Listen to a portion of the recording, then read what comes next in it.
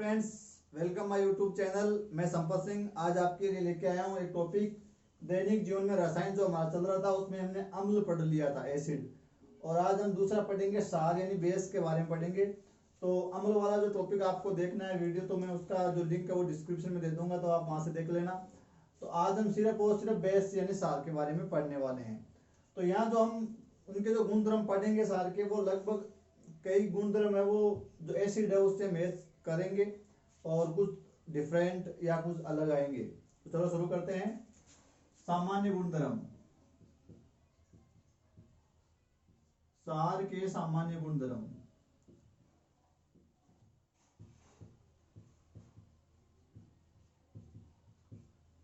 क्या क्या गुणधर्म आपको मिलेंगे देखने के लिए। तो पहला गुणधर्म की बात मैं करूं तो स्वाद को जब आप चखोगे, प्रबल क्षार तो नहीं चखा जा सकता लेकिन दुर्बल क्षारों को चखा जा सकता है। तो इनका स्वाद कैसा होता है? कड़वा होता है। तो क्षार का जो स्वाद है वो कड़वा होता है। क्षार स्वाद में कड़वे होते हैं, तो स्वाद होता है इनका कड़वा। दूसरी बात मैं करूं तो ये क्या होते हैं? जल में विल्य होते हैं। अम्ल भी होते हैं तो क्षार भी जल में विल्य होते हैं, यानी जल में घुल जाते हैं। तीसरी बात मैं करूं तो जलीय विलयन में इनका आयनन हो जाता है। जिस प्रकार अम्लों का हुआ था उसी प्रकार जलीय विलयन में क्षारों का भी क्या हो जाता है? आयनन हो जाता है। यानी जैसे सोडियम हाइड्रोक्साइड हमारे पास कोई क्षार है तो जलीय विलयन में इसका आयनन हो जाएगा Na positive plus OH negative. ये आयनों में बटेगा, पॉजिटिव और नेगेटिव में। चौथी बात, ये जो है इनका जो जलीय विलयन होता है क्षारों का, उनमें से कुछ क्षारों का जलीय विलयन विद्युत के क्या होता है? सुचालक होता है। विद्युत का सुचालक। लगभग जो क्षारों का जो विलयन होता है वो विद्युत का क्या होता है? सुचालक होता है। वैसे अम्लों के जो विलयन है वो ज्यादा सुचालक होते हैं विद्युत के। अधिकांश अम्ल विद्युत का चालन करते हैं, लेकिन क्षारों में कुछ है कि करते हैं, सारे नहीं करते हैं विद्युत का चालन। नेक्स्ट बात, अगर इनको हमको चेक करना है तो कैसे करेंगे? तो एक प्राकृतिक हमारे पास सूचक है क्या? लिटमस पत्थर। लिटमस पत्थर के बारे में हमने कल चर्चा की थी। लिटमस पत्थर एक प्राकृतिक सूचक है जो बैंगनी रंग का होता है, जो उदासीन होता है, और इनको अलग अलग रंगों में रंगा जाता है। तो हमको यहाँ चाहिए कौन सा लिटमस पत्थर? लाल लिटमस पत्थर। और लाल लिटमस पत्थर जब किसी क्षारीय विलयन के संपर्क में आएगा, क्षार के संपर्क में आएगा, तो वो लाल से हो जाएगा नीला। और अम्लों में क्या हो रहा था? लिटमस नीला वाला लाल हो रहा था, और क्षार क्या करता है? लाल लिटमस को कर देता है नीला। अगला सूचक की बात करूं तो अगला सूचक हमारे पास है हल्दी। सूचक यानी जो अम्ल या क्षार की उपस्थिति को दर्शाते हैं उनको सूचक कहते हैं। तो अगली हम सूचक काम लेंगे हल्दी। और हल्दी भी एक सूचक के तौर पर काम आती है। तो हल्दी का हम विलयन बनाएंगे या को पेस्ट बनाएंगे, क्योंकि सूखी हल्दी में तो रिएक्ट करेगा नहीं, हमको लिक्विड चाहिए या उसका पेस्ट चाहिए। और हल्दी नॉर्मली कैसे रंग की होती है? पीली होती है, आपको सभी पता है, पीला रंग होता है। लेकिन अगर किसी क्षार के संपर्क में आती है, क्षारीय विलयन के संपर्क में आती है, हम क्षार का टेस्ट कर रहे हैं, तो ये पीला रंग कैसा हो जाएगा? भूरा लाल हो जाएगा। इसका मतलब उस विलयन में क्या है? क्षार है। जैसे हमारे पास, जैसे मान लो हमारे जो कपड़े हैं, कपड़े और खाना खाते वक्त मान लो उनमें सब्जी का दाग लग गया, सब्जी का दाग लग गया, और अब उस दाग को अगर हम धोएंगे तो वो दाग कैसा हो जाएगा? दाग, सब्जी में क्या है? हल्दी है, तो दाग कैसा होगा? लगभग पीला सा होगा, पीला दाग होगा। या वहां दाग सब्जी का लगा है तो सब्जी में क्या है? हल्दी है। तो अब धोएंगे तो इसके संपर्क में क्या आएगा? साबुन। और साबुन में क्या होता है? क्षार होते हैं, यानी क्षारों से साबुन बनाए जाते हैं। तो ये जो पीला दाग है वो कैसा हो जाएगा? यहाँ भूरा लाल हो जाएगा। तो ये पीला रंग भूरा लाल होना किसका सूचक है? उस विलयन में सार का सूचक है। एक और हमारे पास सूचक है और वो भी प्राकृतिक सूचक है, वो है गुड़हल की पंखुड़ियां। गुड़हल की पंखुड़ियां। अगर मैं बात करूं हल्दी का सार के साथ, तो पीला रंग को कैसा कर रहा है? भूरा लाल। लेकिन हल्दी का जो पेस्ट है या विलयन है वो अम्ल के साथ कोई रिएक्ट नहीं करता है, रंग परिवर्तन नहीं होता है। गुड़हल की पंखुड़ियां, इनका रंग होता है, गुड़हल की पंखुड़ियां लेते हैं, गर्म करके उसका विलयन बनाया जाता है और उसका रंग होता है पीला। अगर ये किसी सारीय विलयन के संपर्क में आता है, सार को हमको टेस्ट करना है, सारी विलयन के संपर्क में, सार के संपर्क में आने से ये जो पीला रंग है वो हो जाता है हरा। तो गुड़हल की पंखुड़ियों का पीला का हरा होना किसकी उपस्थिति दर्शा रहा है? सार की उपस्थिति दर्शा रहा है। और इसका टेस्ट हमने अम्लों में भी किया था। तो अम्ल में क्या होता है? ये जो पीला रंग होता है, अम्ल अगर इसके संपर्क में आएगा तो ये पीला रंग हो जाता है गहरा गुलाबी, गहरा गुलाबी। और सार के संपर्क में आएगा तो पीला रंग हो जाएगा कैसा? हरा। नेक्स्ट हमारे पास एक सूचक है, वो सूचक कौन सा है? संश्लेषित सूचक है। और संश्लेषित सूचक कौन सा है हमारे पास? और वो है मेथिल ऑरेंज। Methyl orange. और मेथिल ऑरेंज का रंग होता है नारंगी जब वो उदासीन होता है। ठीक है। और अगर वो किसी सार के संपर्क में आता है, हमको सार का कोई परसेंट, सार की उपस्थिति का पता लगाना है, तो ये जो नारंगी रंग होता है वो हो जाता है पीला।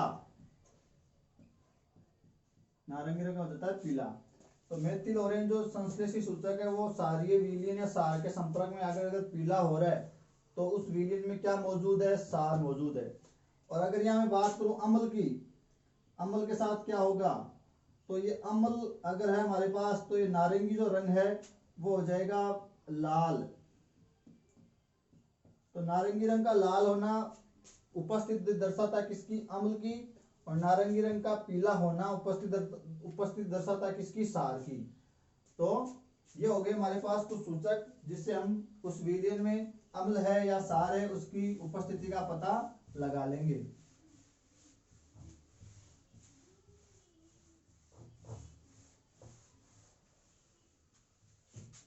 नेक्स्ट क्या बात है हमारी?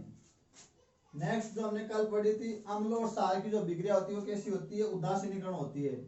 तो सार और अम्ल आपस में रिएक्ट कर रहे हैं, अभिक्रिया कर रहे हैं, तो उस दौरान क्या बनता है? लवण बनता है प्लस जल बनता है और साथ में निकलती है ऊष्मा। तो ये ऊष्मा क्षेपीय प्रकार की अभिक्रिया होती है। और ये प्रबल अम्ल सार है और प्रबल अम्ल एक निश्चित अनुपात में जब रिएक्ट होगा तो लवण बनेगा। लवण कैसा होगा? यहाँ उदासीन लवण होगा। इसलिए अम्ल और सार की अभिक्रिया को कहते हैं उदासीनीकरण अभिक्रिया। ये हमने अम्लों में भी बात की थी, चर्चा की थी। चलो नेक्स्ट बात करते हैं हम कि जो सार है वो, जब कल भी हमने बात की थी पिछले वाली क्लास में, कि जो सार होते हैं वो क्या करते हैं? सार अम्लों के जो सामर्थ्य होता है यानी उसकी क्षमता होती है उसको कम कर सकता है। तो सार अम्लों के सामर्थ्य को क्या कर देता है? कम कर देता है।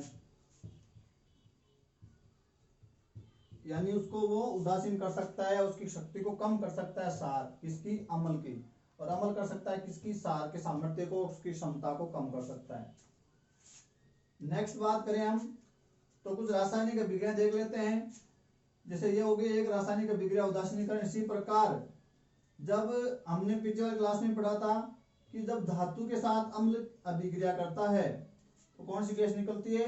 Hydrogen gas. उसी प्रकार यहाँ देखते हैं कि धातु के साथ अगर कोई सार अभिक्रिया करता है तो क्या होता है? तो यहाँ भी क्या बनता है? एक लवण बनता है और साथ में कौन सी गैस निकलती है? H2 गैस निकलती है, हाइड्रोजन गैस निकलती है। वैसे सारे जो सार होते हैं वो अम्लों जो धातु से क्रिया नहीं करते हैं, सारे सार या सारी धातुएं भी अम्लों से सारों से अभिक्रिया नहीं करती। सारी धातुएं सारों से अभिक्रिया नहीं करती और सारे सार भी धातुओं से अभिक्रिया नहीं करते। हमको कोई प्रबल सार चाहिए और कुछ एक धातुएं हैं जो प्रबल सार से अभिक्रिया करके कौन सी गैस निकालती है, H2 गैस। कुछ लिमिटेड ही है, जैसे देख लेते हैं। तो यहाँ हमको चाहिए एक धातु कौन सी, जिंक धातु। तो जिंक धातु सार से अभिक्रिया करती है और सार हमको यहाँ कौन सा लेना पड़ेगा, प्रबल सार। तो यहाँ लेंगे हम सोडियम हाइड्रोक्साइड, प्रबल सार है। ये यहाँ रिएक्ट करेगा और यहाँ से ये Zn और यहाँ से ये Na, सोडियम हाइड्रोक्साइड और ये जिंक से रिएक्ट कर रहा है और यहाँ बनेगा एक लवण बनेगा, उसको बोलेंगे हम सोडियम जिंकेट। और सोडियम जिंकेट का फॉर्मूला होता है Na2ZnO2। Na2ZnO2 ये क्या है, सोडियम जिंकेट, सोडियम जिंकेट है ये। तो यहाँ ये जिंक धातु प्रबल सार से अभिक्रिया करके एक लवण बना रही है सोडियम जिंकेट और साथ में कौन सी गैस निकलेगी, यहाँ H2 गैस निकलेगी। अभिक्रिया हमारी बैलेंस नहीं, उसको बैलेंस कर लेते हैं। देखो यहाँ सोडियम 2 है और यहाँ सोडियम कितना है, 1 ही है। तो बैलेंस करने के लिए हमको यहाँ 2 लगाना पड़ेगा। तो ये देखो अब सोडियम कितने हो गए, 2, और यहाँ भी कितने हो गए, 2। जिंक यहाँ कितना है, सिंगल ही है। तो यहाँ भी देखो जिंक सिंगल है और यहाँ देखो ऑक्सीजन कितने हो गए, 2, और यहाँ भी ऑक्सीजन कितने हो गए, 2। और पीछे कितनी हाइड्रोजन बच गई, ये बच गई आपकी 2 हाइड्रोजन, H2। तो ये H2 के रूप में हाइड्रोजन गैस निकल जाती है। अगली धातु जो प्रबल सार से क्रिया करती है और वो है टिन, Sn। ये Zn, ये Sn, और ये भी प्रबल सार यानी सोडियम हाइड्रोक्साइड से क्रिया करेगी। तो ये सोडियम हाइड्रोक्साइड NaOH, और यहाँ जो लवण बनेगा वो बनेगा, ये बना सोडियम जिंकेट और ये बनता है आपका सोडियम स्टेनाइट, सोडियम स्टेनाइट। तो यहाँ बनेगा इसी प्रकार Na2, ये Zn की जगह हो जाएगा SnO2, और ये है सोडियम स्टेनाइट, और साथ में कौन सी गैस निकल गई, H2 गैस निकल गई। देखते हैं विक्रिया बैलेंस नहीं है, यहाँ सोडियम 2 है तो 2 को करने के लिए यहाँ 2 लगाना पड़ेगा। सोडियम 2 हो गए हैं और टिन अकेला है Sn, और तो इधर भी अकेला ही है, और इधर ऑक्सीजन 2 है तो इधर भी 2 है, और इधर हाइड्रोजन भी 2 है तो इधर भी 2 है। विक्रिया बैलेंस हो गई तो बन गया सोडियम स्टेनाइट।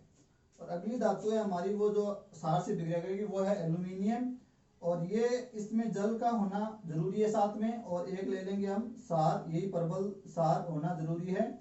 और यहाँ बनेगा सोडियम मेटा एल्यूमिनेट, तो ये बन जाएगा NaAlO2, और उसको बोलेंगे sodium meta aluminate, sodium meta aluminate, aluminate, sodium meta aluminate बनेगा NaAlO2, और साथ में निकल जाएगी हमारी H2 गैस। तो ये कुछ धातुएं जिंक, Sn और एल्यूमिनियम ही प्रबल सार से विक्रिया करके H2 गैस देती है। सारी धातुएं H2 गैस नहीं देती है। चलो,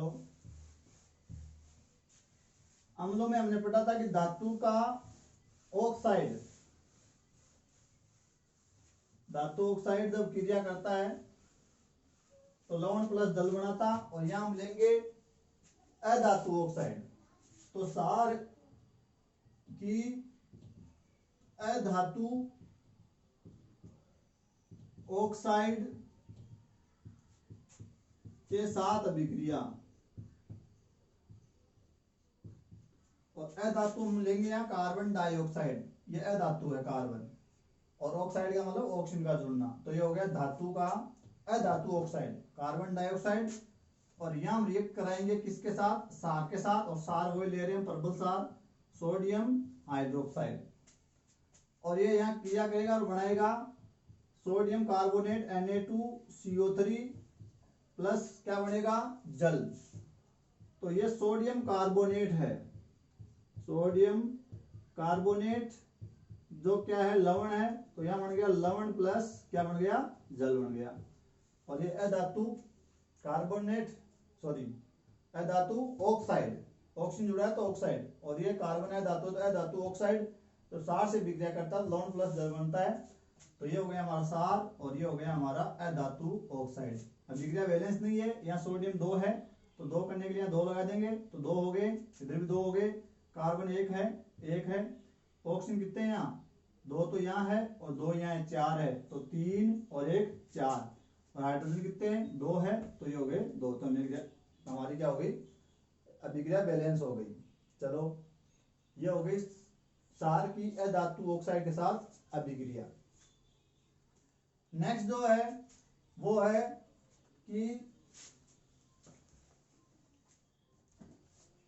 अगली बात हम करें इनके सामान्य जो गुणधर्म है, भौतिक रासायनिक जो भी गुणधर्म है, तो पीएच की बात कर लेते हैं। पीएच तो अम्लों का पीएच होता है कितना, अम्ल का तो होता है 0 से लेकर 7 से कम, और अगर कोई किसी का पीएच 7 आ रहा है तो उसको हम बोलेंगे उदासीन, और 7 से ज्यादा से लेकर अगर 14 तक पीएच आ रहा है किसी का तो उसको बोलेंगे हम सार। तो इनका पीएच होता है 7 से ज्यादा, यानी 7 से ज्यादा, 7 पर उदासीन है तो 7 से ज्यादा होना चाहिए, और जो पीएच स्केल का जो मान होता है वो 0 से लेकर 14 तक होता है, तो 14 तक अगर मान आ रहा है पीएच स्केल पर तो वो क्या होगा क्षार होगा।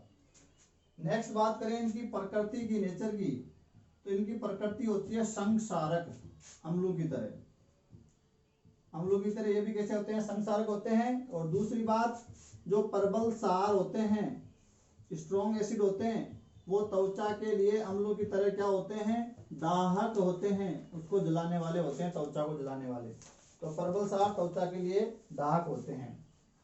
नेक्स्ट बात करूं मैं यहाँ एक बात और बता दूं आपको, इनका जो विलियन होता है सारों का विलियन, उनको आप स्पर्श करोगे महसूस करोगे तो वो साबुन की तरह आपको चिकना लगेगा, साबुन की तरह चिकना होता है वो। तो सारों का जो विलियन होता है वो फील करने पर महसूस करने पर साबुन की तरह, जैसे साबुन का घोल होता है उसको हम फील करते हैं चिकना लगता है, वैसा इनका विलियन कैसा लगता है चिकना लगता है। तो इनका विलियन, सारों का विलियन कैसा होता है साबुन की तरह चिकना होता है। कल हमने एक बात और पढ़ी थी तनु अम्ल और तनु सार। तो तनु अम्ल और सांद्र अम्ल होते हैं, इसी प्रकार जो ये सार होते हैं ये भी तनु और सांद्र होते हैं। एक तो होता है तनु सार और एक होता है सांद्र सार, डाइल्यूट बेस और कॉन्सेंट्रेट बेस। तो ये क्या है, ये हमने अम्लों में पढ़ा था तनु अम्ल और सांद्र अम्ल, तो यहाँ पढ़ रहे हैं तनु सार और सांद्र सार। तो देखो तनु क्या है, जब सार में जल की मात्रा अधिक होती है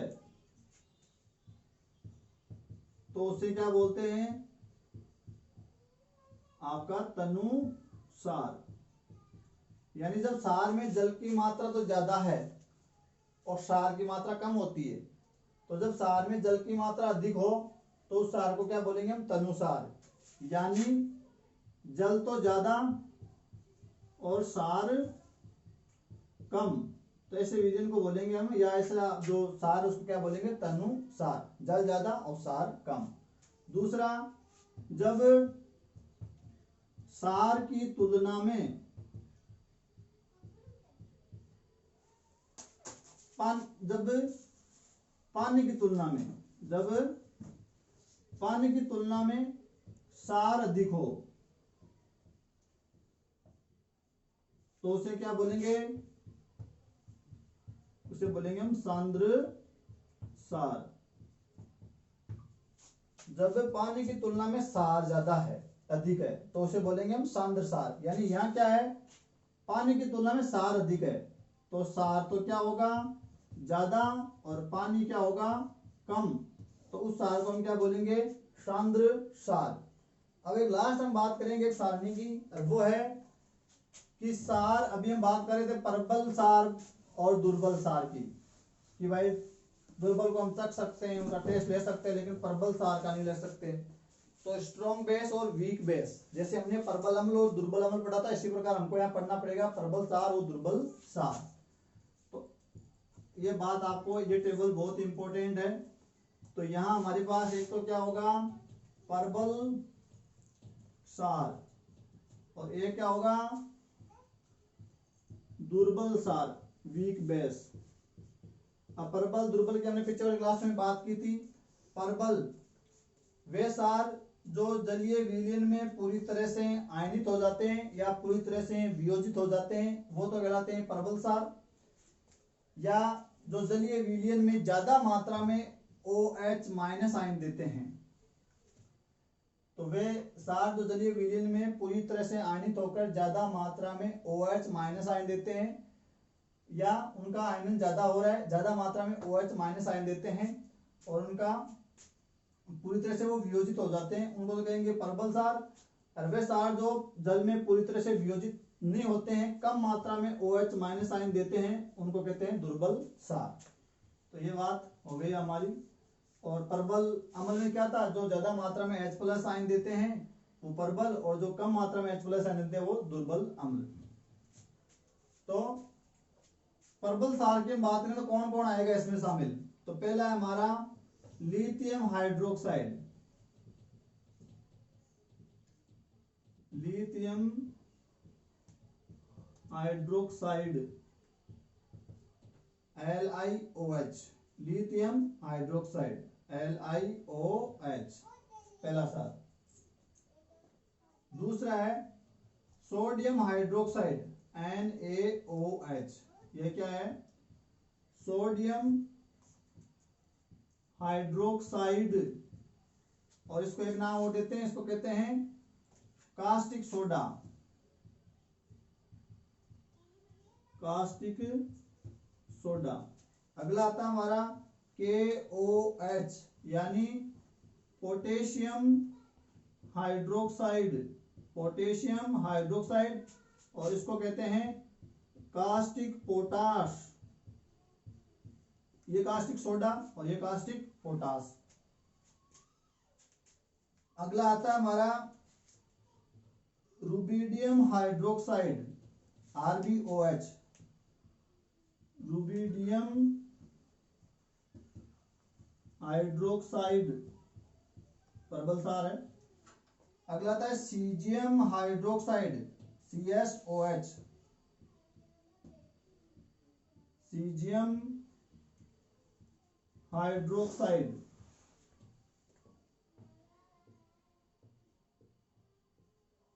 अगला है बेरियम हाइड्रोक्साइड BaOH का होल 2, बेरियम हाइड्रोक्साइड।